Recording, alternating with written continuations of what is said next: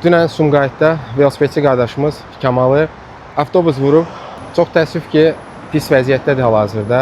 Gördüyünüz kimi əli nə haldadır, ayağı zədə alıb və təbii ki də velosiped zədələnib. Və avtobus sürücüsü hadisə yerindən qaçıb, yəni heç saxlamayıb da.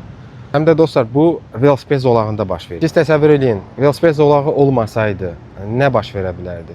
Bu gördüyünüz video bir daha onu sübut edir ki, bizim Azərbaycanda velosipedçilərə qarşı ümumiyyətlə hörmət yoxdur, nə də mədəniyyət yoxdur. Velosipedçi ilə məsafə saxlamayan avtomobillər cərimə olunmalıdır, yoxsa belə qəzaların sayı durmadan artacaq. Və bir də aynaya müraciət edirəm. Bu yollardan hər küçədə, hər prospektdə vacibdir, olmalıdır.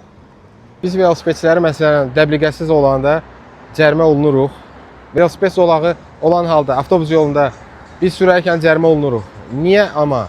Velosipedçi yoluna hərəkət edir, avtomobillər məsafə saxlamır. Niyə onlar cərimə olunmur? Mən bunu tələb edirəm. Mütləq dərəcədə o avtobusda cəzalanmalıdır. Çünki Kamal əgər orada özünü qoruya bilməsəydi, yəni sükanı saxlaya bilməsəydi, arxadan gələn avtomobil ona dəyə bilərdi.